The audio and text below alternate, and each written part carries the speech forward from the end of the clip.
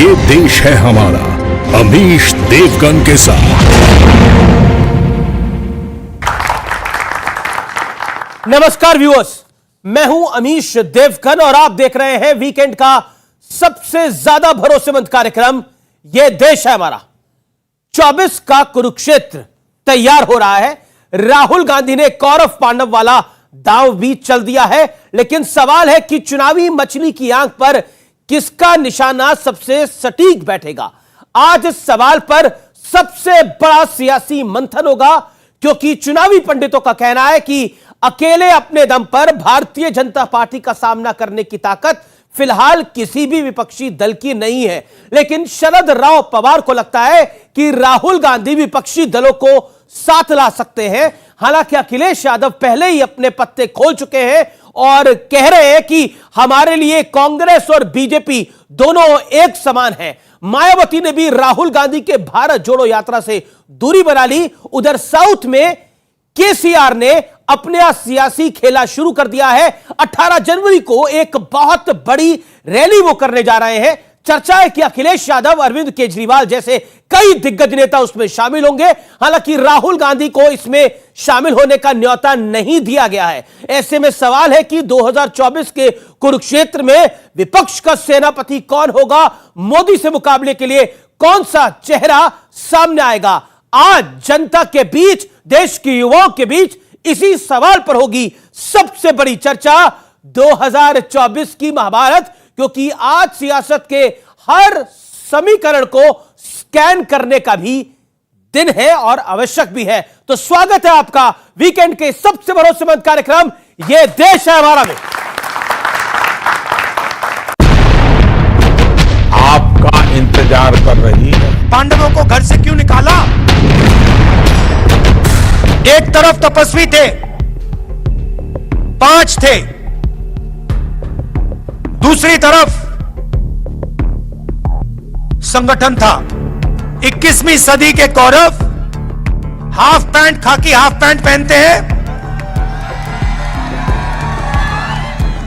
हाथ में लाठी लिए होते हैं और शाखा लगाते हैं। पता नहीं बाबा हमारा कौन सी महाभारत पढ़े आया है। मैंने पहले ही कहा था कि कोई बताओ इसको कि ठंड आ गई है। अब दिमाग में अखंड ठंड बैठ गई है। 2024 की महाटक्कर से पहले कौरव पांडव पर घमासान होगी, लेकिन इस सियासी महाभारत के बीच सबसे बड़ा मुद्दा है कि आखिर 2024 की बिसात पर कौन किसके साथ खड़ा होगा। मोदी के मुकाबले चेहरा कौन होगा। यह सवाल इसलिए क्योंकि सियासी कुनबा बढ़ाने की चौतरफा कोशिश शुरू हो चुकी है। राहुल गांधी की यात्रा का समापन 30 जनवरी को श्रीनगर में होगा। समापन के बहाने कांग्रेस विपक्षी एकता की ताकत दिखाना चाहती है। ममता बनर्जी, हेमंत सोरेन, तेजस्वी यादव, शरद पवार, अखिलेश यादव, फारूक अब्दुल्ला और महबूबा मुफ्ती की पार्टी समेत 21 नेताओं को यात्रा के समापन में शामिल होने का न्योता भेजा गया है। हालांकि लिस्ट में अरविंद केजरीवाल, केसीआर और ओवैसी जैसे नाम नहीं है, लेकिन एक सियासी गेम और चल रहा है। केसीआर 18 जनवरी को खम्मम में एक बड़ी रैली कर रहे हैं। चर्चा है कि राहुल गांधी को उसमें शामिल होने का न्योता नहीं दिया गया, जबकि अखिलेश यादव, अरविंद केजरीवाल और भगवंत मान जैसे नेताओं के रैली में जाने की चर्चा है। भारतीय जनता पार्टी और कांग्रेस दोनों एक हैं। समाजवादी पार्टी को देखें तो उनके पास एक नेशनल विचारधारा नहीं है। मेरा मानना यह है कि अगर मोदी बनाम कोई XYZ होगा तो बीजेपी जीत जाएगी। 540 पार्लियामेंट कॉन्स्टिट्यूंसीज पर बीजेपी से मुकाबला होना चाहिए। अगर चेहरे से चेहरे मुकाबला करेंगे तो बीजेपी स्ट्रांग हो जाएगी, वो नहीं होना चाहिए। ऐसे में बड़ा सवाल है कि क्या विपक्ष बीजेपी के खिलाफ 2024 की मोर्चाबंदी कर पाएगा। इसी सवाल पर जनता के बीच होगी सबसे बड़ी राजनीतिक बहस। तो 2024 का महाभारत आज का विषय यही है। सबसे पहले जनता जनार्दन, देश के युवाओं का अभिनंदन है इस कार्यक्रम में। जोरदार तालियों से के साथ आपका अभिनंदन है। मेरे साथ जुड़ रही है शुभ्रा, जानी मानी लेखिका, उनका अभिनंदन है। जोरदार तालियों से अभिनंदन करिए। मेरे साथ प्रेम शुक्ला है, भारतीय जनता पार्टी के नेता है, प्रवक्ता है, उनका अभिनंदन है। मुदित अग्रवाल है, कांग्रेस पार्टी के नेता है, प्रवक्ता है, उनका अभिनंदन है। मेरे साथ राजकुमार भाटी हैं, उनका अभिनंदन है, समाजवादी पार्टी के नेता हैं, प्रवक्ता हैं।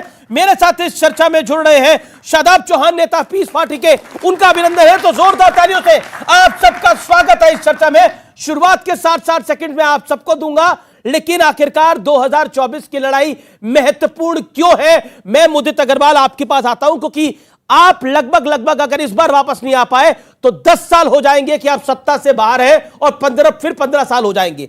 लेकिन राहुल गांधी जब पांडव वाले युग में यानी द्वापर युग में भी वो बाकी धर्म ढूंढने लगे, तो कोई क्या करे? द्वापर युग में कौन सा धर्म था, आप बता दीजिए। देखिए, आपके साथ प्रॉब्लम क्या है अमीश जी, सबको पता है कि आप राहुल गांधी जी की तारीफ तो छोड़िए, उनकी बुराई के अलावा कुछ कर नहीं सकते। आप भारत जोड़ो यात्रा का उद्देश्य देखिए, उससे पता चलेगा कि देश में आजकल दिक्कतें क्या हैं और कांग्रेस किस लिए लोगों को जागरूक करना चाहती है। भारत जोड़ो यात्रा करने के 3 उद्देश्य थे। पहला, जो इस मोदी सरकार द्वारा अर्थव्यवस्था का बुरा हाल किया गया है, चाहे उसमें जॉब्स नहीं है या जो इन्फ्लेशन इतनी हाई हो रही है, महंगाई आप देखिए, लोग परेशान हैं महंगाई से। आप पेट्रोल के प्राइस देख लिए, आप डॉलर का प्राइस देख लिए, आप कहीं भी देख लिए, लोगों में त्राहिमाम है। पहला ये। दूसरा, जो मोदी सरकार ने सेंट्रलाइजेशन ऑफ पावर की है, कहने का मतलब है जो इंस्टीट्यूशंस है उनको मिसयूज करना, चाहे वो कैग हो, चाहे वो इलेक्शन कमीशन हो, चाहे वो ईडी हो, चाहे वो सीबीआई हो, चाहे वो जो राज्यों के जो हक होते हैं उन पे इंक्रोच करना, ये दूसरी वजह है जिस वजह से भारत जोड़ो यात्रा करने की जरूरत पड़ी। और तीसरी, एक और महत्वपूर्ण वजह जिसलिए करनी पड़ी, जो बीजेपी, कोई बात नहीं, तीसरी चीज बहुत जरूरी है, आपके लिए भी समझना बहुत जरूरी है अमीश जी, जो बीजेपी देश में बंटवारे की राजनीति कर रही है, चाहे वो जात के नाम पे हो, चाहे वो धर्म के नाम पे हो, चाहे वो रीजन के नाम पे हो, देश को अवगत इसलिए करवा रहे हैं क्योंकि ये बहुत महत्वपूर्ण है देशवासियों के लिए। आपने वक्तव्य को रख लिया। आपने बोला अमीश जी आप राहुल जी की बुराई, मैंने तो कोई बुराई नहीं करी, मैंने तो बोला कि राहुल जी ने जो बोला उसको जस्टिफाई कर दीजिए। आप इतने डिफेंसिव हो गए कि कोई क्या करे।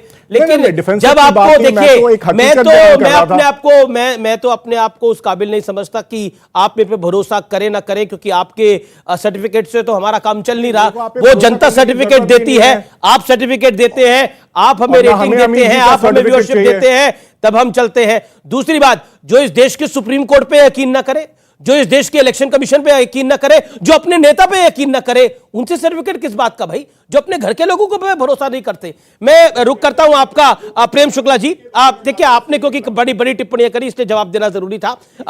प्रेम शुक्ला जी, मैं आपका रुक करता हूं। इन्होंने 3-4 कारण बताए भारत जोड़ो यात्रा के, लेकिन क्या आपको लगता है कि 2024 में नरेंद्र मोदी का सामना इस बार बदले हुए राहुल गांधी से हो रहा है, क्योंकि राहुल गांधी का यह तपस्वी अवतार है?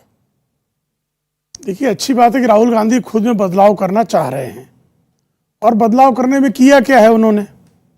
बदलाव करने में महाभारत का नया संस्करण पढ़ाए हैं वो, जिसमें निरुद्देश्य जो है अर्जुन मछली की आंख को भेद रहे होते हैं। जितने लोग भी यहाँ महाभारत पढ़े होंगे, हर किसी को पता था, उद्देश्य स्पष्ट था, द्रौपदी स्वयंवर। लेकिन राहुल गांधी को नहीं पता था, क्योंकि राहुल गांधी नहीं महाभारत पढ़ रहे हैं। अब राहुल गांधी जो हैं वो नफरत के बाजार में मोहब्बत की दुकान लगाने की बात करते हैं, लेकिन स्वर्ण मंदिर जाते हैं तो 10,000 निर्दोष सिखों के नरसंहार पर मौन साध जाते हैं। वो 10,000 सिखों का नरसंहार प्रेमवश हुआ था कि नफरत की आग थी, ये भी उनको स्पष्ट करना चाहिए जी। वो कभी नहीं स्पष्ट करते हैं। तो श्रीमान राहुल गांधी कहते हैं महंगाई के विरोध में चल रहे हैं। साहब, अभी आपकी यात्रा खत्म भी नहीं हुई, आप हिमाचल प्रदेश के बगल से गुजरे, और हिमाचल प्रदेश में जहां अभी अभी आपकी सरकार आई, आपने डीजल और पेट्रोल के भाव में 3 रुपए की वृद्धि कर दी। ये महंगाई से लड़ने का कौन सा तरीका है भाई? जरा कांग्रेस के लोग शोध करके बता दें। जी जी जी, आपने अपना वक्त 1 मिनट का रखा। राजकुमार भाटी, आपके 60 सेकंड अब शुरू होते हैं। अखिलेश जी ने एक बात की जो बड़ी महत्वपूर्ण है कि कांग्रेस और बीजेपी एक समान है, लेकिन केसीआर एक रैली कर रहे हैं जिसमें अखिलेश जी भी जाएंगे, जैसी लगातार खबरें आ रही है। क्या आपको लगता है कांग्रेस अपने उद्देश्य से भटक रही है, लड़ाई नहीं लड़ पा रही है, या फिर आपको लगता है कि भारतीय जनता पार्टी की तैयारी मजबूत होती है? नहीं, देखिए, एक तो आप जो कह रहे हैं, भारतीय जनता पार्टी पहली बार सत्ता में आई माननीय अटल बिहारी वाजपेयी जी के नेतृत्व में तो 13 पार्टियों के समर्थन से आई थी जी। फिर माननीय मोदी जी ने 42 पार्टियों का मोर्चा बनाया। भारतीय जनता पार्टी आज तक भी इतनी हिम्मत नहीं जुटा पाई है वो अकेले चुनाव में जाने की हिम्मत करे, या भारतीय जनता पार्टी के लोग घोषणा कर दें कि हम अगला चुनाव अकेले लड़ेंगे, तो ये तो सवाल ही बेमानी हो जाता है। मोर्चे बनेंगे, दोनों तरफ मोर्चे बनेंगे। रही अब जो आपने कहा कि कांग्रेस के बारे में जो हमारे अध्यक्ष जी ने कहा, देखिए अभी चुनाव की बिसात बिछनी शुरू हुई है, आगे कौन कौन सी गोटी कौन चलेगा, क्या क्या चालें चली जाएंगी, किस किस के मोर्चे बनेंगे, ये भविष्य में है। लेकिन राहुल गांधी जो यात्रा लेकर चल रहे हैं और उसमें जो वो बोल रहे हैं और जो उनका उद्देश्य है वो बहुत प्रशंसनीय है, हम उसकी प्रशंसा करते हैं, उसका समर्थन करते हैं। और कौरव पांडव की जहां तक बात है, आपने भी अपने शो का नाम महाभारत रखा है, 2024 का महाभारत। जब आप महाभारत और कुरुक्षेत्र लेकर आएंगे तो कौरव पांडव तो आएंगे ही, और कौरव वो माना जाएगा, कौरवों में दुर्योधन और दुशासन की चलती थी और किसी की नहीं चलती थी जी। और उन्होंने अपने जो विदुर और भीष्म पितामह थे, जो बुजुर्ग थे, उन्हें किनारे बैठा दिया था जी, उनकी सलाह नहीं लेते थे वो जी। आपने 1 मिनट 9 सेकंड के करीब बोला। शुभराष्ट्र, आपका रुख करता हूं मैं। शुभराष्ट्र, एक as a common citizen of India 2024 की जब हम बात करते हैं, अभी 1.25 साल 1.5 साल पड़ा हुआ है इस चुनाव के अंदर, उससे पहले इस देश के अंदर 9 महत्वपूर्ण चुनाव और हैं, 9 राज्यों के चुनाव और हैं। लेकिन राहुल गांधी का यह तपस्वी अवतार है, जिसमें उनको तपस्वी कहा जा रहा है, जिसमें कहा जा रहा है कि अब राहुल गांधी टी शर्ट पहन के जग फतेह कर सकते हैं, हिंदुस्तान फतेह कर सकते हैं। आमिश जी, एक तो भारत जोड़ो यात्रा पे चूंकि चर्चा चल रही है, तो मैं एक चीज कहना चाहती हूँ कि अपने शब्द विन्यास और व्यंजना में ही वो इतना दंभ और अहंकार से भरा शब्द है। क्योंकि जो कांग्रेस पार्टी भारत जोड़ो यात्रा शुरू होने के बाद कितने नेता वहां से टूट गए, तो वो पहले कांग्रेस जोड़ लेते, फिर भारत जोड़ने की बात करते। और भारत जुड़ा हुआ नहीं है, इसका ये परम ज्ञान ऐसे परम इंटेलेक्चुअल राहुल गांधी को किसने दिया? परम इंटेलेक्चुअल, क्योंकि मूर्ख बोलने पे समस्या है लोगों को, तो मैं उनको परम इंटेलेक्चुअल ही बोलती हूँ, बहुत इंटेलेक्चुअल व्यक्ति हैं वो। मैं जानना चाहती हूँ कि वो ये ज्ञान उनको किसने दिया कि भारत के जितने यूनियन टेरिटरीज हैं और स्टेट्स हैं वो कहीं से जुड़े हुए नहीं हैं। तो ये जो शब्द व्यंजना है, विन्यास है, इसके पीछे गहरी राजनीतिक साजिश है, जिसका शायद राहुल गांधी इतने भोले हैं कि उनको पता नहीं चल पा रहा है कि उनके साथ क्या किया जा रहा है। इश्यूज की बात करते हैं, मोदी जी कह रहे हैं कि ये जो इश्यूज राहुल गांधी उठा रहे हैं वो महंगाई के हैं। वो महंगाई के इश्यूज नहीं है। अगर महंगाई के इश्यूज होते, युवाओं के बेरोजगार के इश्यूज होते, तो शायद राहुल गांधी को जन समर्थन मिल रहा होता। लेकिन वो इशू उठा रहे हैं कौरवों पांडवों की, वो इशू उठा रहे हैं तपस्वी और पुजारियों की, धर्म के बीच में फांक लाने की का प्रयास कर रहे हैं। और राहुल गांधी जी राजनीतिक इशू कैसे उठा सकते हैं? मुदित जी तो तपस्वी है, तो आध्यात्मिक यात्रा पर निकले हैं, कैसे उठाएंगे? जी मुदित अग्रवाल, मैं आपके पास आता हूं। आप क्योंकि आप लगातार एक थॉट प्रोसेस के साथ आपने एक बात को करा। आपने बोला देखिए ये जो भारत जोड़ो यात्रा है ये महंगाई के खिलाफ है, लेकिन महंगाई का तो भांडा फूट गया कांग्रेस पार्टी का तब जब हिमाचल में आपने 3 रुपए डीजल बढ़ा दिया। नहीं, तब फूट गया। एक तरफ आप कहते हैं महंगाई, दूसरी तरफ डीजल बढ़ा देते, डीजल की कीमत बढ़ाते थे, तो सवाल पूछते तो बोलते मुख्यमंत्री से सवाल पूछो। दूसरी बात, क्या आपको लगता नहीं है ये धर्म की पिच के ऊपर आप भारतीय जनता पार्टी को घेरने की कोशिश कर रहे हो, और इस पिच पर कांग्रेस बेहद कमजोर है? ये मैं नहीं कह रहा, एके एंटनी कहते हैं, आप ही के नेता, फॉर्मर डिफेंस मिनिस्टर, कि भारत जोड़ो यात्रा के अलग अलग 3-4 अलग अलग उद्देश्य हैं। मैंने वो सारे सामने रखे हैं। आप कहें मैं दोबारा से बता देता हूं। मैं आपसे 3 सवाल पूछता हूं, 3 सवाल के 10-10 सेकंड में जवाब दे दीजिए। अच्छा ये बताइए, पांडवों के साथ 5000 साल पहले सनातन धर्म के अलावा कौन सा धर्म था? आपके पास जवाब है तो बताइए। देखिए सबसे पहले सवाल राहुल जी ने पूछा था, बताइए जवाब। अगर आप पहले देखें कौरव पांडव में, आप ये देख लीजिए कौरव किसे कहते हैं, जैसे उन्होंने कहा। मैं तो पूछता हूं पांडवों के साथ कौन सा धर्म था? जब आप सुनना नहीं चाहते। राहुल जी ने बोला पांडवों के साथ धर्म चल रहे थे कई सारे, पांडवों के साथ 5000 साल पहले कौन सा धर्म था बताइए। अलग अलग हिंदुस्तान में अलग अलग शाखाएं धर्मों की हमेशा रही हैं। पांडवों के साथ नहीं पता? सारी अलग अलग शाखाएं रही हैं धर्मों की, अलग अलग सेक्ट रहे हैं धर्मों के, ये तो सबको पता है। एक वो जीवन शैली होती थी रहने की, सबकी अलग अलग जीवन शैली होती थी, सब अलग अलग धर्मों को पूछते थे, अलग अलग भगवानों को पूछते थे। ये सारे तो हमेशा से रहा है। आपको शायद मालूम नहीं है ये सारा। तो अलग अलग पद्धति होती थी ना रहने की। जी। उसको आप धर्मी तो कहते थे, और क्या कहते थे? उसकी आप कैसे व्याख्या कर सके ये आपके ऊपर है, पहली बात। दूसरी, देखिए मेन उद्देश्य आप समझ लीजिए, पांडव कौन है? पांडव वो हैं जो आजकल देश के ऊपर अतिक्रमण कर रहे हैं। कैसे अतिक्रमण कर रहे हैं? लोगों के ऊपर अतिक्रमण कर रहे हैं। कौन सा अतिक्रमण कर रहे हैं? लोगों को बांट रहे हैं आपस में। अतिक्रमण कर रहे हैं? नहीं, कौरव जो हैं आजकल, जो आज वाले कौरव जो हैं, जो आज के कौरव हैं। क्या बोलेंगे? राहुल गांधी ऐसी बात बोल के चले गए, कैसे डिफेंड कर सकते? राहुल गांधी जी ने जो कहा है वो अपने परम इंटेलेक्चुअल ज्ञान सुन के, उनका कहना यह है कि उस जमाने में भी इस्लाम था, उस जमाने में भी क्रिश्चियनिटी थी। मानिए इस चीज को कि उस व्यक्ति को नहीं पता है अपने धर्म के बारे में, अपने सिद्धांतों के बारे में नहीं पता है। व्याख्या करती हैं तो उसकी बिल्कुल गलत बात करूंगी। है। मैं युवाओं से पूछना चाहती हूं, अगर आपके सामने कोई भी राजनेता वो बहुत अच्छी बात करे या बकवास करे, क्या आपके पास ये अधिकार नहीं है कि आप उसकी बातों को इंटरप्रेट करें? क्या आपके पास ये अधिकार नहीं है कि आप उससे तीखे सवाल पूछ सकें? क्या आपके पास ये अधिकार नहीं है कि जैसे आपको लेबल किया जाता है कि आप संघीय हैं या आप एंटी नेशनल हैं, आप नेताओं को कह सके कि आप मूर्ख हैं, आपके पास बिल्कुल दिमाग नहीं है? क्या आपके पास ये अधिकार नहीं होना चाहिए? शदाब चौहान, 2024 का महाभारत की बात जहां तक है तो पीस पार्टी का तो लक्ष्य ही शांति और न्याय है, और राहुल जी भारत जोड़ने की बात कर रहे हैं। और हमने उस दिन भी आपके शो पे कहा था कि राहुल जी ने बहुत सी चीजों को शुरू किया है जो हमने बातें कही थी, और इसीलिए किसी ने ठुकराया होगा निमंत्रण, हमने राहुल जी का निमंत्रण स्वीकारा और बागपत में राहुल जी के साथ यात्रा में शामिल हुए। उसके बाद पीस पार्टी राहुल जी के साथ है? बिल्कुल नहीं, हमारे राष्ट्रीय अध्यक्ष और राहुल जी के साथ मुलाकात करके हमने यात्रा को में साथ चले हैं हम। दूसरी चीज, हम नीतीश कुमार जी को उनके कैबिनेट मिनिस्टर 15 तारीख को आ रहे हैं, उनको हम उत्तर प्रदेश लेकर आ रहे हैं। हम राजनीतिक संगम बनाना चाहते हैं जिसमें पांडव रूपी विचारधारा हो, जिसमें न्याय रूपी विचारधारा हो, और जो लोग अत्याचार करें, हम तो राजकुमार साहब के साथ भी गोरखपुर हरा चुके हैं भाजपा को। जब हम साथ में थे तो वो सीट हराई थी जो कभी भाजपा नहीं हारी, हमने गोरखपुर हरा दिया था। तो जब हम सब मिल जाएंगे, हमारा लक्ष्य है कि तमाम ऐसी राजनीतिक विचारधाराएं जो न्याय के लिए प्रतिबद्ध हैं वो एकजुट होकर के लड़ें। और भारतीय जनता पार्टी, हम प्रेम की बात कर रहे हैं, जोड़ने की बात कर रहे हैं, नाम प्रेम जी है लेकिन उनकी पार्टी की विचारधारा नफरत है। वो चाहते हैं तो सब मिलकर क्या फैसला कर रहे हैं? सब मिलकर यह फैसला कर रहे हैं कि एक तरफ तो वो लोग इकट्ठा हो रहे हैं जो इस देश को हिंदू राष्ट्र बनाना चाहते हैं, जो इस देश के अंदर एक हराना किसको है? सबको मिलकर, सबको मिलकर उन तमाम लोगों को हराना है जो मिलकर के भारत की मूल विचारधारा को नष्ट कर रहे हैं। कौन है उसका एक? जैसे आपका नेता राहुल गांधी हो गया, दूसरी तरफ आपको मोदी को हराना है।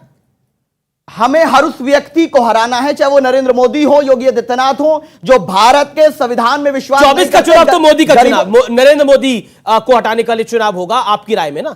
हमें भारत की जो इज्जत है, जिसको आज तार-तार किया जा रहा है, उसको लौटाने के लिए, चीन को भगाने के लिए, पाकिस्तान से पीओके लाने के लिए चीन को एक संयुक्त मोर्चा बनाने जा पीओके को मिलाने के लिए, चीन को हराने के लिए मोदी को हराना है आपको। निश्चित, क्योंकि मोदी नाकाम है, मोदी नाकाम है। नहीं, मैं आप ही की बात कर रहा हूं, इसीलिए आप ही की बात कर रहा हूं। बिल्कुल यही कहा ना भैया, यही कहा ना कि चीन को हराना है, पीओके को लाना है, और इसीलिए इन जनाब को किसको हराना है? मोदी को हराना है। यही कह रहे हो ना आप? अब मैं प्रेम शुक्ला, आप प्रेम शुक्ला के पास जाता हूं। प्रेम शुक्ला, आपका नाम तो प्रेम है लेकिन प्रेम नहीं है, आप पे एक आरोप लगा कि निजी टिप्पणी भी आप इसको ले सकते हैं। लेकिन देखिए, अल्टीमेट गोल सामने है। अल्टीमेट गोल है कि किसी तरह से, कैसे भी करके, ये नरेंद्र दामोदर दास मोदी एक बार 24 पे उतर जाए, फिर हम निपटा देंगे सब कुछ। ठीक है, उनका लक्ष्य हो सकता है। इसके लिए तो मदद मांगने के लिए सलमान खुर्शीद पाकिस्तान भी चले गए थे। इस्लामाबाद से सलमान खुर्शीद ने, मणिशंकर अय्यर ने मदद मांग ली। अनुच्छेद 370 में संशोधन के लिए फारूक अब्दुल्ला ने चीन की मदद मांग ली।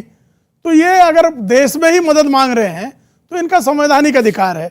अब ये बार बार संविधान की दुहाई देते हैं साहब, बार बार संविधान की दुहाई देते हैं। अभी इनसे मैं पूछ लूं कि इनके लिए कुरान बड़ी है कि संविधान बड़ा है, अभी ये इनका जो है भ्रम जाग जाएगा। पूछ लीजिए आप कि आप बताइए, शादाब चौहान जी के लिए संविधान कुरान बड़ा है कि संविधान बड़ा है? करने वाले को पहले पूछिए ना। नहीं, मेरे लिए संविधान बड़ा है। आप फिर नागरिक के तौर पर मेरे लिए संविधान बड़ा है। नागरिक आप बताइए, आप बताइए तौर वो नहीं, सीधा। अरे भाई, नागरिक और क्या होगा? मेरी आइडेंटिटी क्या है? मेरी आइडेंटिटी क्या है? अगर आप बताइए ना। अब आप बताइए, अब आपकी बारी, बता दीजिए। अब आप बताइए। मैं बता रहा हूं, देखिए, क्विज आपने करी है, क्विज आप हो रहे हैं। सुन लीजिए, अगर भारत के संविधान में हमें विश्वास ना होता और भारत से प्रेम ना होता तो जो लोग भागकर गए थे 1947 में, हम उनके साथ भाग जाते। हमने कहा कि हम यहीं जिएंगे, यहीं मरेंगे, ये हमारा भारत है। उपकार हुआ स्वामी आपका? नहीं, उपकार हुआ, कोई उपकार नहीं। हमने अपनी जिम्मेदारी निभाई है, हमने फर्ज निभाया, किसी पे एहसान नहीं किया। अभी तक जवाब नहीं आया अमीर जी, जवाब नहीं आया। जी, जवाब नहीं आया। कुरान बड़ा कि संविधान बड़ा, जवाब नहीं आया। मतलब जो दे दीजिए, जो मुंह बंद करिए इनका। रुक जाइए। अरे मुंह बंद करिए ना इनका, मुंह एक ही बारी करिए बंद।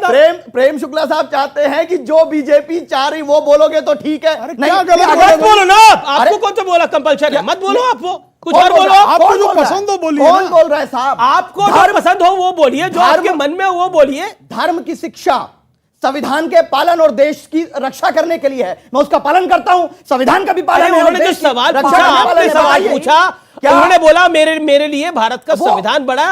आपसे सवाल पूछा, आप सवाल को गोल कर गए। मैं एक ही चीज जानती हूं, यहां पे बार बार विचारधारा की बात उठती है कि भाई हम एक विचारधारा के खिलाफ हैं। विचारधारा के खिलाफ होना कोई विचारधारा नहीं होती। आपका उद्देश्य अगर मोदी को हराना है तो ये आपकी विचारधारा नहीं होती, आपका लक्ष्य हो सकता है। विचारधारा हमेशा व्यक्ति को, कोई व्यक्ति अपोजिशन में हो या पक्ष में हो, उससे उठ करके किसी मूल्यों की बात होती है। इन मूल्यों की बात अगर हम देखें तो आमिर जी मैं बहुत स्पष्ट करना चाहती हूं, इनकी विचारधारा परिवारवाद की विचारधारा है। आज चाहे वो पीस पार्टी हो या वो समाजवादी पार्टी हो या वो राहुल गांधी की अपनी पार्टी हो, परिवार के ऊपर आज भी पीस पार्टी के प्रवक्ता ने अपने प्रेसिडेंट का नाम नहीं लिया। राहुल जी की यात्रा में गए थे, ये केंद्र पर है। ये विचारधारा नहीं हो सकती। और सनातन धर्म को फॉलो करने वाले, चाहे वो हमारे हिंदू भाई हो या मुस्लिम भाई हो या क्रिश्चियन, मैंने आपसे बात नहीं हो रही है। नहीं, आपने सुना नहीं, आपने आरोप लगाया, झूठा आरोप लगाया। आप अपने मैंने नाम लिया था कि डॉक्टर अयूब साहब शामिल हुए राहुल जी की यात्रा में। आप नहीं, आप गलत बोलेंगे तो बोला जाएगा ना। आप तथ्यों बोलिए, झूठ क्यों बोल रही हैं? आप अपने टर्न पे बोलिए ना। नहीं, जनता झूठ क्यों बोल रही हैं? ऐसे नहीं हो सकता। आप अपने टर्न पे बोलिए ना। ये नहीं, या तो पूरी बात सुनिए, अगर नहीं ठीक है वो अपनी बात को रखिए, फिर आप अपनी बात को रखिए, बेहतर ये होगा। ओके, बोलिए सुभाष। ये मैं इसलिए भी एक चीज और रेखांकित करना चाहती हूँ, इन प्रवक्ताओं के साथ क्या दिक्कत है, पिछली डिबेट में कर चुके हैं मेरे साथ। इनको लगा कि किसी महिला को आंटी बोल दो, चुप हो जाएगी, वो बेचारी सकते में आ जाएगी। तो ये सब ड्रामा मेरे साथ मत कीजिएगा, जो मैं बोल रही हूँ तो आप कर रही हैं। अब ड्रामा बोलेंगे तो देखिए नौटंकीबाजी। महिला, यहाँ महिला और भी बैठी है, महिला का, यहाँ आप एक प्रवक्ता के तौर पे, लेखिका के तौर पे, ये महिला नेता है आपके डिबेट है। आपने प्रवक्ता, आप ही ने बोला था उनको, मेरी डिबेट में हुआ था वो, उन्होंने कोट किया उसको, आप ही की बात को कोट किया। अब आप शर्मिंदा कच्चा हो रहे हैं। पुरुष महिला की सब बराबर है। आप ही की बात को तो कोट किया, उसको लेकर आप शर्मिंदा हो रहे, तो वो क्या कर सकते हैं? अगर इसका मतलब सब यहाँ ड्रामाबाज हैं, जितने सब लोग ड्रामा करने नहीं, यही तो बात हो गई। ड्रामा कंपनी नहीं, मोदी जी के बारे में नहीं कहा, मोदी जी के बारे में नहीं कहा, आपके बारे में कहा है। मैंने आपको कहा कि आप नौटंकीबाज हो, मैं आपको बोल रहा हूं। तो मैं यही कह रही हूं, देखो यही आपके नेता हैं, इनको बोलते ना नौटंकी, खूब नौटंकी करिए। यही तो मैं कह रही हूं, मैं युवाओं से कह रही हूं, आप युवाओं से कह रही हूं, संवैधानिक अधिकार है। यही है आपके नेता, यही आपसे वोट मांगने आएंगे, चाहे वो महिला हो या पुरुष हो, या जो युवा बैठे हैं। कल आपकी भी घर में प्रेमिका हो सकती है, पत्नी हो सकती है, ऐसे ही नेता आएंगे जो आपसे वोट मांगने। आप डिसाइड करिए कि ये कौन सी विचारधारा, ये मोदी जी को हराने की विचारधारा है, ये किसी एक गुट को, एक समाज को, एक कौम को, एक क्लैन को, चाहे वो महिला हो या पुरुष हो, उसको दबा करके आगे, रौंद कर आगे बढ़ने की विचारधारा है।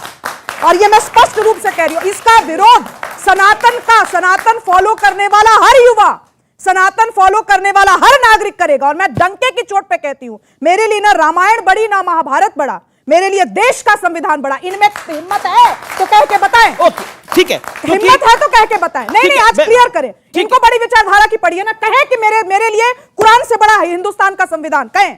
बोलिए अब अरे बाकी मेहमान ये नहीं, अब बदतमीजी कर रहे हैं। नहीं, ये बदतमीजी कर रही है। संविधान की बात करना बदतमीजी है। कुछ बोल दिया, युवाओं से महिला का अपमान हो गया, महिला का अपमान हो गया। क्या संविधान से फिर महिला बात करना बदतमीजी है? अरे चुप रहिए आप, बदतमीजी मत करिए, समझो की बात। आपके कहने पर चुप हो जाऊंगी? अरे चुप हो जाइए। क्यों चुप हो जाऊंगी? आप सवाल करोगे तो बात सुनना पड़ेगा। फतवा जारी करेंगे मेरे खिलाफ कि कौन करता है फतवा जारी? क्यों बोला कि चुप रहो? नहीं, मैं पश्चिम उत्तर प्रदेश की भाषा में बोलूंगा, इसको चुप कराइए। बदतमीजी कर रही है। देखिए, ये पश्चिम उत्तर प्रदेश की भाषा है। मेरे प्रदेश में ऐसी बोला जाता है। ये भी प्रदेश है, ये भी वही प्रदेश है भाई। प्रदेश में ऐसी बोला जाता है। ये भी उत्तर प्रदेश के हैं, ये भी उत्तर प्रदेश के हैं। आप कोई नए नहीं है, पूछ लीजिए। ये भी उत्तर प्रदेश के हैं। कोने के किस दड़बे में बोला जाता होगा, वो दड़बा कभी नहीं सत्ता में आ सकता है। उत्तर प्रदेश के जिस दड़बे में महिलाओं को चुप रहने के लिए कहा जाता होगा, उस दड़बे का प्रतिनिधित्व करने वाला कोई भी छोटा नेता आगे नहीं बढ़ेगा। पश्चिमी उत्तर प्रदेश की क्या भाषा है? पश्चिम उत्तर प्रदेश में अगर प्रेम से बात करोगे तो अति प्रेम से बात करेंगे, लेकिन हमसे अगर जरा सा भी आंख दिखाने का काम कोई करेगा तो यहाँ के लोग, हम पांडव ऐसी राजनीति से प्रेम है, ऐसे नेताओं से लोग हैं, हम किसी से इनको वैसे ही ट्रीट करना चाहिए जैसा ट्रीटमेंट के संविधान के साथ कर रहे हैं। प्रेम की भी भाषा है। मैं कह रही हूँ कि कुरान संविधान में चुनो तो ये कहां से कहां पहुंच रहे हैं? गलत है। रुकेंगे एक ब्रेक के लिए, लेकिन ब्रेक के उस पार 24 का जो कुरुक्षेत्र है, यानी 24 का जो महाभारत है, उसकी बड़ी चर्चा जारी रहेगी। आप देखते रहिए, ये देश है हमारा। अब संघ इतनी व्यापक ऑर्गेनाइजेशन है कि चोरी ज्यादा खतरनाक है, डायरेक्ट ही राजनीति में आना चाहिए। ये चोरी करते हैं, कोई संविधान नहीं, कोई जिम्मेदारी नहीं बोलने तय हम दीजिए। करेंगे, बोलने मंत्र दीजिए हम ना। पढ़ेंगे, आप बिल में हाथ आप दो।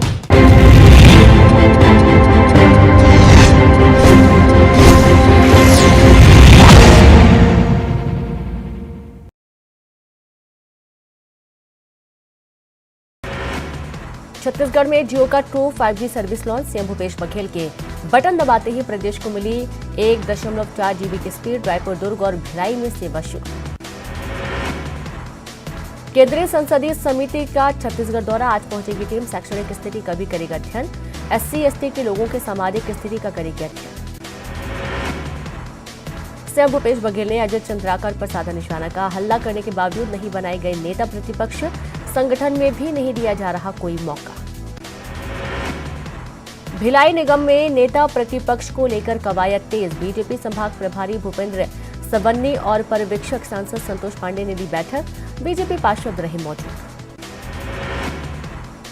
प्रदेश प्रभारी कुमारी शैलजा ने दिखाए सख्त तेवर। सभी कैबिनेट मंत्रियों को जारी किया आदेश। मंत्रियों को दौरे के दौरान स्थानीय संगठन के साथ करनी होगी बैठक। कोरिया में पूर्व मंत्री भैयालाल राजवाड़े पहुंचे एसपी ऑफिस। बिना अनुमति के कांग्रेस के प्रदर्शन करने की शिकायत की। भैयालाल की अभद्र भाषा पर मचा बवाल। पूर्व मंत्री भैयालाल राजवाड़े पहुंचे कोतवाली थाने। वायरल वीडियो की जांच करने के लिए लेकर हुई शिकायत। तो वहीं भैयालाल के अंबिका सिंह देव पर दिए बयान पर मचा बवाल। धमतरी में जया किशोरी के मोटिवेशनल स्पीच को लेकर सियासी विवाद तेज। कुरूद बीईओ को सीएम ने दिए थे हटाने के निर्देश। अजय चंद्राकर ने बताया साध्वी का अपमान। जशपुर में बगीचा विकासखंड के 150 प्रधान पाठकों को नोटिस जारी। मिड डे मील में लापरवाही बरतने पर नोटिस। मध्याह्न भोजन की जानकारी नहीं की थी ऑनलाइन। धमतरी में गंगरेल पर्यटन स्थल के पार्किंग का ठेका रद्द। 75,000 रुपए महीने का था ठेका। पिछले साल नवंबर में टेंडर को लेकर हुआ था विवाद। कोंडागांव के गौरव पथ से सटी कोकोड़ी की सड़क जर्जर। आए दिन हो रहे हादसों से ग्रामीण परेशान। बच्चे समय पर नहीं पहुंच पाते स्कूल। दुर्ग जिले में मनाया जा रहा सड़क सुरक्षा सप्ताह। ट्रैफिक पुलिस लोगों को कर रही यातायात के प्रति जागरूक।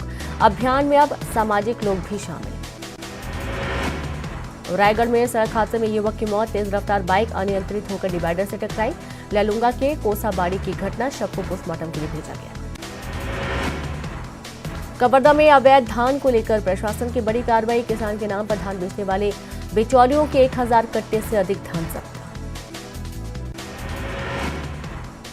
झाबुआ में दिव्यांगों ने उपकरण वितरण कार्यक्रम में हंगामा किया। दिव्यांग हस्ताक्षर चलित और बैटरी चलित ट्राइसाइकिल बांटे जाने का कर रही थी विरोध। मंत्री वीरेंद्र कुमार से करना चाहते थे बात। उमरिया में युवक की मौत के बाद हंगामा। वेलकम बैक व्यूअर्स, आप देख रहे हैं वीकेंड का सबसे भरोसेमंद कार्यक्रम ये देश है हमारा। अग्रवाल जी, आपसे सवाल पूछ रहा हूं। सन 2014 में सारी विपक्षी पार्टियां एक हुई थी, क्या कर लिया आपने मोदी जी को हराने के लिए? सन 2019 में इकट्ठी हुई थी। अब लगातार इतने इलेक्शन हो गए, 20-25 इलेक्शन हो गए, हर जगह आप हारते जा रहे हैं और आप तीनों की विचारधारा आपस में मिलती नहीं है। आप किस तरीके से इलेक्शन जीतने की बात कर रहे हैं और मोदी जी को कैसे हरा देंगे आप? आपके पास कोई फार्मूला है? फार्मूला मोदी जी गए। देखिए 2014 में एक विषम परिस्थिति थी जिसमें बीजेपी जीती, ये सच्चाई की बात है। 2019 में भी जीती। हमने जो बीजेपी जीती उनको मुबारकबाद भी दी कि भाई आप जीते हैं, आप देश को चलाइए, अच्छी तरह चलाइए। लेकिन देश को अच्छी तरह वो नहीं चला रहे। राहुल गांधी जी रोज प्रेस कॉन्फ्रेंस करके लोगों के सवालों के जवाब दे रहे हैं। लोगों ने उनको कितना अनाप शनाप नहीं बोला, मीडिया ने उनके बारे में क्या क्या नहीं बोला। जो बीजेपी ने हजारों करोड़ खर्च करके एक इमारत बनाएगी राहुल गांधी के बारे में बुरा बोलने की, वो इमारत आज ध्वस्त हो गई है। बीजेपी को इस बात की परेशानी है। मोदी जी बहुत खराब हैं, क्योंकि मोदी जी ने जब सत्ता का शासन सूत्र अपने हाथ में संभाला तब भारत 11वें नंबर की अर्थव्यवस्था थी, आज 5वें नंबर की अर्थव्यवस्था है। मोदी जी बहुत खराब है। आपको गलत ख्याल है। 11वें नंबर पे थी, आप चेक कर लें, गूगल कर लें सब। मेरी बात मानी जाती थी। एक चीज बताता हूं,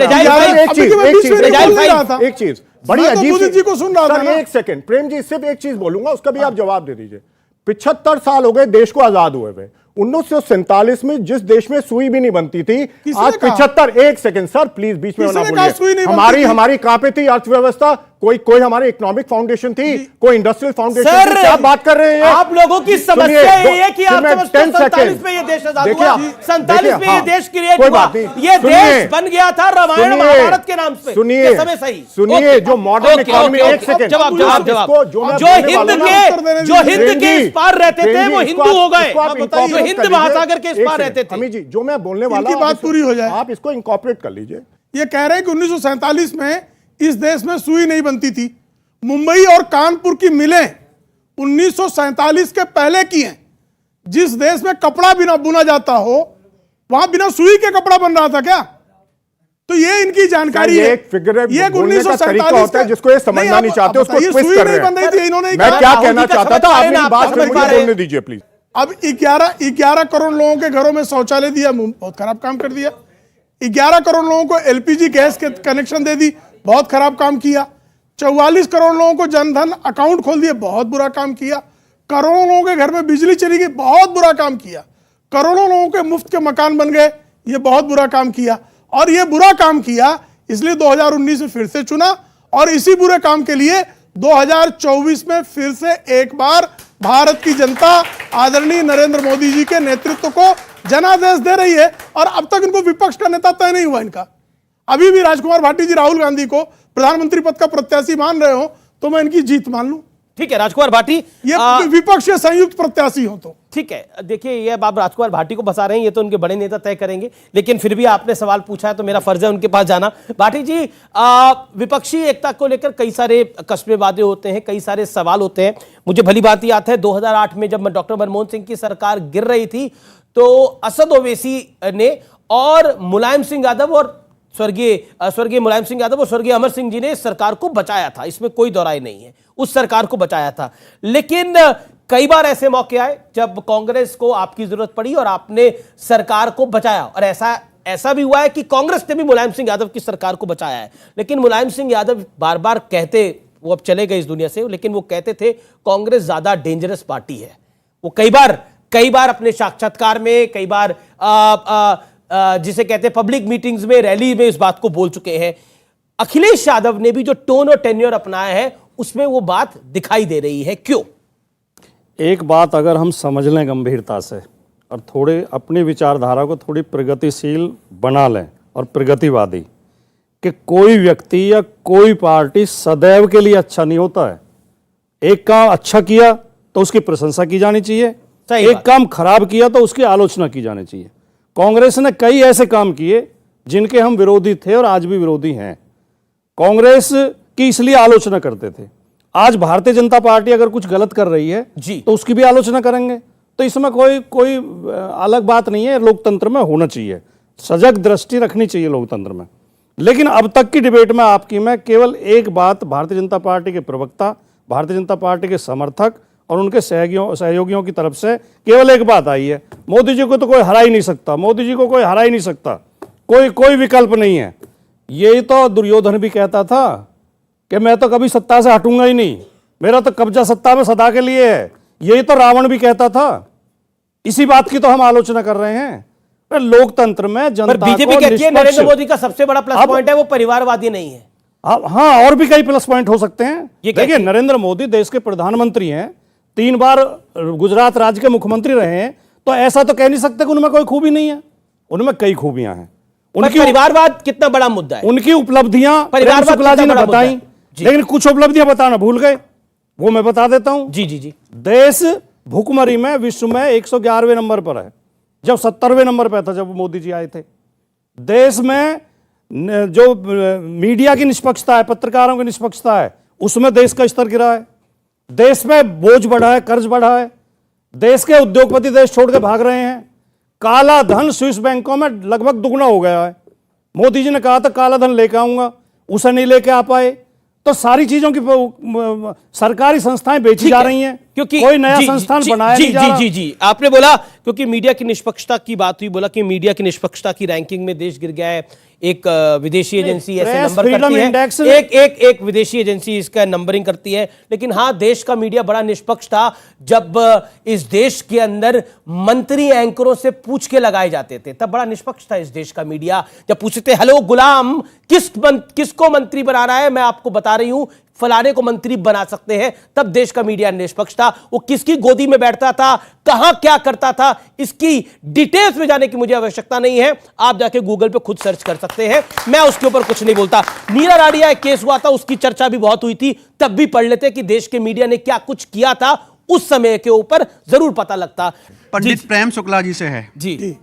जीवन पैदा होने से बच्चे के और मृत्यु तक हर जगह, हवन में, यज्ञ में, स्कूल के एडमिशन में, राशन प्रमाण पत्र में, जन्म प्रमाण पत्र में, मृत्यु प्रमाण पत्र में जाति पूछी जाती है। आप रूलिंग पार्टी से हैं, जातिगत जनगणना से आप भागते क्यों हैं? संविधान निर्माताओं ने संविधान सभा में जातियों का जातिवाद समाप्त होना चाहिए एक लक्ष्य था। अब जातियों की संख्या 47 से लेकर 22 के बीच में बहुगुणित हुई है। जातियों की संख्या और जातियों में भेद बढ़ाने का आवश्यकता क्या है? जातियां समाप्त होनी चाहिए, सिर्फ शादी ब्याह के लिए रहनी चाहिए जाति। वो कहते हैं कि जब धर्म से बड़ी जाति नहीं होती, अगर धर्म ही नहीं रहेगा तो जाति का क्या करोगे? सर जी, मेरा पीस पार्टी के प्रवक्ता से एक सवाल है। जी जी जी। इन्होंने अभी तक एकदम देवानंद लग रहे हैं आपको। Thank you sir, thank you sir, thank you sir. 70 साल का हो जी, 70 साल के हो गए आप? अरे भाई, मैं ये कहना, थैंक यू सर, मैं ये कहना चाहता हूँ, मैं ये कहना पीस पार्टी, इन्होंने अभी तक जवाब नहीं दिया कि कुरान बड़ा है या देश का वो संविधान बड़ा है। मैं ये कहना चाहता हूँ, अभी मोहन भागवत जी ने एक दिया था बयान, उसमें उन्होंने ये कहा था कि सब का एक ही वो है, डीएनए है और सब में एक है। और आप लोग ये छोड़ दिए कि मुस्लिम राज बनाना है, इसको भूल जाइए, ये कभी नहीं बनेगा। निजाम मुस्तफा को भूल जाइए आप लोग, निजाम मुस्तफा का राज को भूल जाइए। और आपने इस सवाल का जवाब क्यों नहीं दिया? एक दर्शक की तरफ से सवाल आया, बुजुर्ग आदमी है, 70 साल के अपना सवाल पूछ रहे हैं, देवानंद की तरह जरूर दिख रहे हैं, बहुत हैंडसम लग रहे हैं, लेकिन आपने भी अपनी लुक औरंगजेब टाइप बना रखी है। नहीं, आप जो चाहे आपको राहुल गांधी में सद्दाम हुसैन दिख जाता है, शादाब के हाथ मुझे तो नहीं दिखता ना, मैं मुबारक है, चलिए। लेकिन मैं क्योंकि आप औरंगजेब को फॉलो करते हैं, उसको रहमतुल्लाह बोलते हैं, इसलिए मैंने बोला आपको। नहीं, मैं जवाब दे रहा हूं। मेरी तो शुभकामनाएं हैं कि आप 100 साल जीवित रहें, बड़े हैंडसम लग रहे हैं, बहुत अच्छी बात है। लेकिन हमारा मानना यह है कि भारत के अंदर कोई भी ना हिंदू राज्य होगा, ना मुस्लिम राज्य होगा, ना सिख, ना ईसाई। भारत जो है उस विचार का राज्य है जहां हर धर्म, जाति, संप्रदाय के लोगों को न्याय मिलेगा। प्रेम शुक्ला जी कहते हैं कि हमने जातिगत जनगणना का 2 जगह समर्थन किया। शुक्ला साहब, भाटी साहब भी और मोदी साहब दोनों लोग समर्थन करेंगे, नीतीश जी भी समर्थन करेंगे। पूरे देश में जातिगत जनगणना कराइए और जिसका जितनी आबादी है उस हिसाब से उसको न्याय और राजनीतिक जो विचारधारा है उसके हिसाब से उसको राजनीतिक हिस्सेदारी दीजिए। राजनीतिक हिस्सेदारी देनी चाहिए, निश्चित देनी चाहिए। जिस समाज की राजनीतिक हिस्सेदारी नहीं होगी वो कभी भी सक्षम रूप कहानी अब खुल रही है पूरी। जी जी जी, जब तक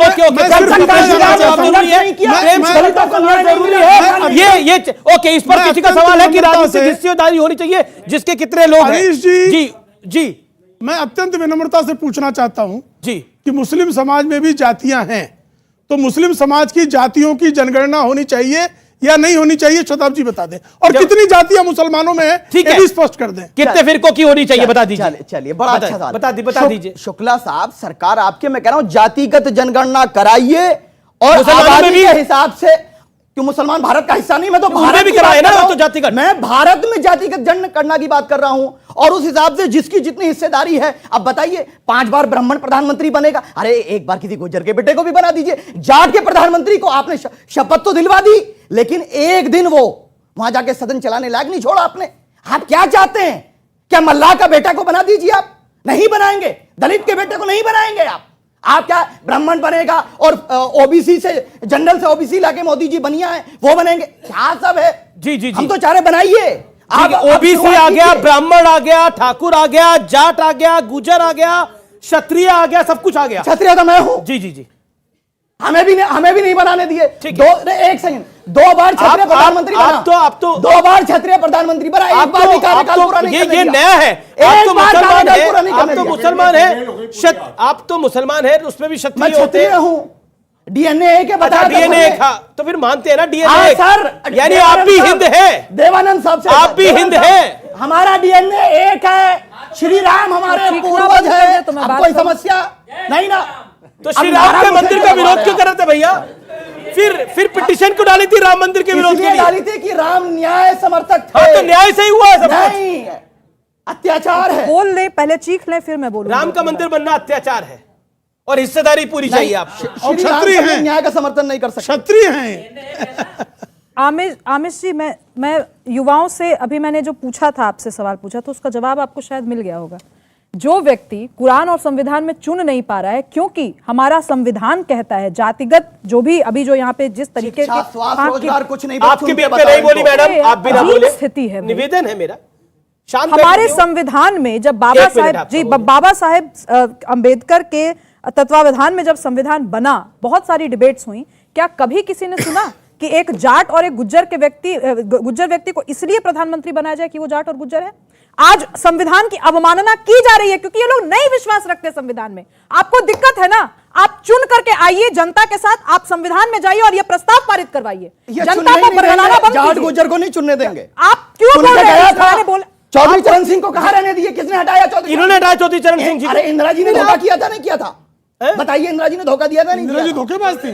दिया नहीं दिया? मैं कुछ ज्यादा नहीं कहूंगी, मैं ज्यादा कुछ नहीं कहूंगी, मैं सिर्फ थोड़े धागे खोलूंगी। ये अपना एक्सपोज अपने आप को स्वयं कर, मैं बस थोड़ा धागा खोलूंगी। देखिए, मैं इनकी बात को मैं सीरियस नहीं लेता। जब ये इस जाट का प्रधानमंत्री बने रहना सीरियस नहीं है। जाट प्रधानमंत्री का बनना सीरियस नहीं है। ये कैसी बात कर रहे हैं? क्या विड्रॉ नहीं किया था सपोर्ट? क्या बताइए कि सारी आपने कहा काबिलियत के आधार पर बनता है। जाट में, गुज्जर में, ब्राह्मण, मल्ला में, आदिवासी में, दलित में कोई काबिलियत नहीं है। सारी काबिलियत राहुल जी और इंदिरा जी में। ऐसा मत करिए, अहंकार छोड़िए, हम तो आपके साथ चलने तैयार हैं, लेकिन अहंकार त्यागना पड़ेगा। अहंकार का मतलब वो कह रहे हैं कि कांग्रेस का पुराना वाला दौर नहीं है, यानी देसी घी आपने खाया था, कलाई सूंघ लो वाला दौर खत्म हो चुका है। नहीं, दिक्कत क्या है, ये अपने आप ही सोच लेते हैं मैं बोलने क्या वाला हूं, उसी का जवाब खुद ही दे देते हैं। ऐसे नहीं होता, मैंने कभी ऐसी चीज नहीं बोली। मैंने ये कहा हिंदुस्तान का प्रधानमंत्री वो बनेगा जो हिंदुस्तान की जनता चाहेगी, चाहे वो किसी भी जात का हो। ये हिंदुस्तान की जनता के हाथ में है कि प्रधानमंत्री किसको बनाते हैं। जनता डायरेक्ट प्रधानमंत्री नहीं चुनती भारत में। भारत में डायरेक्ट जनता नहीं। जिस दिन जनता ने चुना ना, दलित का बेटा बनेगा या ओबीसी बनेगा, लिख लो मेरी बात। कि वो हमारे यहाँ जो प्रधानमंत्री मोदी हट जाए, भारत का नागरिक होगा, पहली अर्हता है कि भारत का नागरिक होना चाहिए। विदेशी कब बनते हैं? उसको जनता का समर्थन मिलना चाहिए। विदेशी मूल के लोगों की बनने की स्थिति आ गई थी, बनते बनते रह गए हैं, लेकिन विदेशी पासपोर्ट होल्डर थे वो। और अभी भी जिन श्रीमान राहुल गांधी का नाम लिया जा रहा है, उनके पास इटालियन पासपोर्ट आज भी है। इलाहाबाद हाईकोर्ट में बाकायदा निर्णय आया है, राहुल विंची के नाम से आज भी उनके पास इटालियन पासपोर्ट है। राहुल गांधी एफिडेविट कर देंगे मैंने कोई इटालियन पासपोर्ट नहीं रखा है, मैं माफी मांग लूंगा। ये जो महाभारत है, इसके अंदर कभी 28 पार्टियां, कभी 24 पार्टियां इकट्ठी होती हैं। जी। और इनमें कभी धृतराष्ट्र और दुर्योधन अपने ही परिवारों के बच्चों को आगे बढ़ाने की कोशिश करते हैं। जी, ये तो बड़ी बात है, बढ़ाने की, इन्हीं को करने की कोशिश करते हैं। और एक गरीब घर का व्यक्ति अगर प्राइम मिनिस्टर बनता है तो इनको मैं बोलता हूं, ये चर्चा ये बहुत बड़ा सवाल है कि, और इस परिवारवाद के ऊपर कोई कुछ कहना चाहता है तो जरूर अपनी बात को रखे। परिवारवाद के ऊपर अपनी कोई बात रखना चाहता है तो हाथ खड़ा करे और अपना सवाल पूछे। अगर प्रधानमंत्री के उम्मीदवार 2024 में समाजवादी पार्टी से होगा तो अखिलेश जी होंगे या उनके चाचा जी होंगे? वो कह रहे हैं कि अखिलेश जी होंगे या उनके चाचा जी होंगे। मुझे लगता नहीं ये सवाल एग्जिस्ट करता, लेकिन आपने पूछा तो मैं जवाब ले लेता हूं। आप ये तय करा दो इनसे कि समाजवादी पार्टी का प्रधानमंत्री बनाएगा, हम 1 मिनट में फैसला ले लेंगे कौन बनेगा। बताइए अगर होगा तो कर देंगे समर्थन। वो शादाब चौहान तो कर देंगे, उधर से करा, उधर से बात कर रहे हैं, वो इधर पहुंच रहा है। अभी जो ये डिस्कशन हुई जातिगत जनगणना वगैरह पे, सब अल्टीमेट क्वेश्चन मेरिट का है। और मैं आपको कह रही हूं आमिष जी, नेक्स्ट जो हमारे देश में जो बड़ा एक मूवमेंट होने वाला है, वैचारिक मूवमेंट होने वाला है, वो मेरिट वर्सेस रिजर्वेशन का ही होने वाला है। एक सेकंड देखिए, अब मैं इनसे परिवारवाद की चक्कर में आप फंस जाते हैं आप लोग। नहीं, मैं तो ये चाहता हूं सुभाष, नहीं आप क्या परिवारवाद, मैं तो चाहता हूं कल मोदी जी जय शाह जी को हटा दे बीसीसीआई के प्रेसिडेंट से, अनुराग ठाकुर जी को अपने मंत्रिमंडल से हटा दें। ये दोनों काम कल करवा दीजिए, फिर मेरे से परिवारवाद की बात कीजिए। पहली बात सर, परिवारवाद होता है जब आपका अध्यक्ष पालने में आपको दिखाई देते थे, वो परिवारवाद होता है। ये क्या परिवारवाद है? देखिए, जो हमारी जो अध्यक्ष हैं वो मल्लिकार्जुन खड़गे जी हैं। जहां तक राहुल जी की बात है, देखिए एक बात आप समझ लीजिए, मोदी जी आज देश के अगर प्रधानमंत्री है, देश की जनता चाहती है इसलिए हैं जी। अगर आज कांग्रेस में राहुल गांधी जी, सोनिया गांधी जी को हम लीडर मानते हैं, वो क्योंकि कांग्रेस का वर्कर चाहता है। परिवारवाद ये होता है कि इस परिवार के बाहर का व्यक्ति अध्यक्ष या प्रधानमंत्री का प्रत्याशी, मुख्यमंत्री का प्रत्याशी नहीं हो सकता। भारतीय जनता पार्टी में अटल जी की कोई संतान जो है बन सकती थी क्या प्रधानमंत्री? अटल जी की संतान होती तो भी संभव था क्या? आडवाणी जी अपने संतान को कोई जिम्मेदारी देकर गए क्या? मोदी जी की कोई रिश्तेदार जो है कोई पद पा सकता है क्या? यहां तय है कि राहुल गांधी, अभी भी रेहान गांधी जो है, रेहान गांधी राहुल गांधी के साथ टहलते हुए दिखाई दिए। अभी स्थिति है ना, अखिलेश सिंह यादव जो है मुलायम सिंह यादव के बाद वही मुख्यमंत्री बनेंगे, चचा भी धकिया बाहर कर दिए जाएंगे। ये स्थिति, उद्धव ठाकरे जो है, राज ठाकरे हटा दिए जाएंगे, उद्धव ठाकरे होंगे, उसके बाद आदित्य ठाकरे आ जाएंगे, स्टालिन आएंगे, स्टालिन का बेटा आ जाएगा। तो ये जो है ये परिवारवाद का विरोध इसका है। परिवारों को प्रतिबंधित नहीं करना है कि ये परिवार, इनके समाजवादी पार्टी से अखिलेश आ गए तो अब इनके परिवार का कोई राजनीति कर ही नहीं पाएगा, ये नियम नहीं है। लेकिन वो बिना योग्यता के, डॉक्टर का बेटा डॉक्टर होता है लेकिन डॉक्टरी की पढ़ाई करता है, प्रैक्टिस करता है, तब वो डॉक्टर होता है। यहां तो जन्मता ही हो गया, ये बंद होना चाहिए। ओके, राजकुमार भाटी इस पर अगर राजनीतिक तरीके से संघर्ष करके योग्यता के बल पर लोकतांत्रिक तरीके से चुन के किसी परिवार का व्यक्ति भी आता है तो वो भी सही है। लेकिन भारतीय जनता पार्टी में जिस तरह फैसले लिए जाते हैं, भारतीय जनता पार्टी के मेंबर्स से भी नहीं पूछा जाता। नागपुर में तय होता है कि कौन भारतीय पार्टी का अध्यक्ष बनेगा, कौन भारतीय जनता पार्टी में प्रधानमंत्री पद का प्रत्याशी होगा, कौन मंत्री बनेंगे। ये अलोकतांत्रिक ज्यादा है, ये ज्यादा बड़ा गुनाह है। अब संघ इतनी व्यापक ऑर्गेनाइजेशन है कि चोरी ज्यादा खतरनाक है, डायरेक्ट ही राजनीति में आना चाहिए। ये चोरी करते हैं, कोई संविधान नहीं, कोई जिम्मेदारी नहीं, तय हम करेंगे, मंत्र हम पढ़ेंगे, आप बिल में हाथ आप दो। परिवारवाद राजनीति में वही है कि आप चुनाव हारते पर हारते चले जाएं, लेकिन आपको पार्टी के ही लोग अपना ही नेता मानते चले। मैं अखिलेश यादव जी पे तंज इसलिए नहीं कस रही, डिंपल यादव जी पे तंज इसलिए नहीं कस रही क्योंकि इन लोगों ने वास्तव में अपने आप को प्रूव किया है। उनकी विचारधारा से मैं असहमत हो सकती हूं, लेकिन राहुल गांधी और प्रियंका गांधी ने ऐसे कौन सा तीर मार लिया कि अभी भी पूरी पार्टी उनके पीछे जुटी हुई है। आजकल आप देखिए बीजेपी की दुखती रग क्या है। बीजेपी की दुखती रग ये है कि 15 साल लगा के हजारों करोड़ खर्च करके उन्होंने राहुल जी की इमेज को खराब करने की कोशिश की और कहीं तक वो कामयाब भी हुए थे उसके अंदर। अब उनके यहाँ दिक्कत क्या है? अब दिक्कत क्या है, जो 3 महीने में भारत जोड़ो यात्रा में जो लाखों लोग उमड़ के आ रहे हैं, बीजेपी उससे परेशान हो गई कि जो 15 साल हमने इन्वेस्ट किए थे राहुल गांधी जी की इमेज खराब करने में, अब वो उससे बाहर निकल आए हैं। सबसे ज्यादा परेशानी देखिए पहले वो तो उसमें आप लोगों का भी इस्तेमाल किया, वो जो मीडिया वाले थे ना उनको भी अपने एजेंडा में लाके इनका इस्तेमाल करके राहुल जी को क्या बना दिया वो सबको पता है। जो आप अपशब्द उनके लिए इस्तेमाल करते थे वो सबको पता है, आपने भी किया था। गाली देने का कल्चर आपका हो सकता है। राहुल जी को गाली देने का राहुल जी को सबसे ज्यादा गालियां मीडिया ने दी कि नहीं दी? सच्चाई है कि नहीं है? बिल्कुल सच्चाई है, 100% सच्चाई है। गुलाम नबी आजाद मीडिया में थे, गुलाम नबी आजाद हार्दिक पटेल मीडिया में थे। हार्दिक पटेल कहते हैं कि चिकन सैंडविच की ज्यादा चिंता होती है उनको, वो मीडिया में थे। गुलाम नबी आजाद कहते हैं कि चपरासी वहां पर नेताओं के फैसले लेते हैं, वो मीडिया में थे। नहीं सुनना पड़ेगा, मुंह में हाथ डाला है, गालियां देते हो आप लोग मीडिया को। अमीश जी को कर रहा हूं मैं चैलेंज। आप पत्रकार के लिए चैलेंज नहीं कर सकते हो और ये दादागिरी बिल्कुल करूंगा इनको चैलेंज। मीडिया में डाल देते हैं ये लोग। इंदिरा गांधी ने इमरजेंसी में क्या किया था? अमीश जी पर क्वेश्चन करते हैं, ईवीएम दिखाएं टीवी पे जो मैंने बोला है, इनका क्वेश्चन तो सब पर रहता है। दिखाएं मीडिया पे। अच्छी बात कही, उन्हें बोला ईवीएम पे सवाल करते हैं, मीडिया पे सवाल करते हैं, इंडियन आर्मी पे सवाल करते हैं। अरे ये तो अपने नेताओं को समझते हैं कि वो नहीं होना चाहिए भाई, क्यों नहीं होना चाहिए? हम भी पूछ सकते हैं मीडिया से सवाल। आप गलत कर रहे हैं, आप अनफेयर कर रहे हैं। बिल्कुल नहीं अनफेयर, कोई गलत। सुब्रास्टा लास्ट वर्ड, मीडिया पे क्यों नहीं कर सकते सवाल? बिल्कुल कर सकते हैं मीडिया पे सवाल। देखिए आप लोग सुप्रीम कोर्ट पे सवाल करिए, मीडिया पे सवाल करिए, आप लोग अपने ऊपर सवाल मत करना, सब पे सवाल करना, सब पे सवाल करना। हर सवाल झेलते हैं, आपने झेलने की हिम्मत नहीं है। बदतमीजी कर रहे हैं, बदतमीजी मत करिए। अरे ये क्यों आपने बोला बाहर चल के बताऊंगा मैं? ये आपने बुलाया उनको क्या? देखिए हम अपना काम कर रहे हैं, हो सकता है बाहर आपके 100 समर्थक आ जाए। मैं एक निवेदन करना चाहती हूँ। एक मिनट सुन लीजिए, एक मिनट आप ही की बात करना।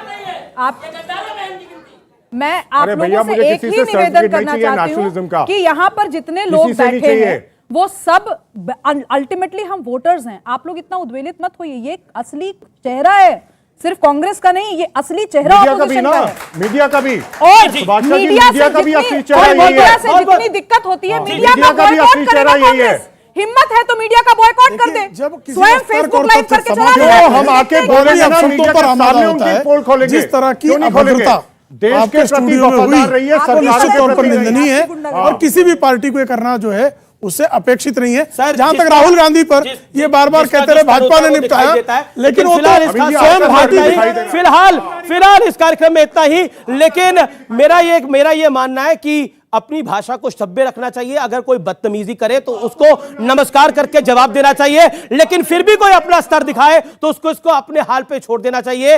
ये सुप्रीम कोर्ट पे सवाल उठाते हैं, ये मीडिया पे सवाल उठा सकते हैं, ये ईवीएम पे सवाल उठा सकते हैं, लेकिन ये अपने ऊपर सवाल नहीं उठा सकते। फिलहाल इतना ही। आपका इस कार्यक्रम में जुड़े रहने के लिए बहुत बहुत शुक्रिया। नमस्कार।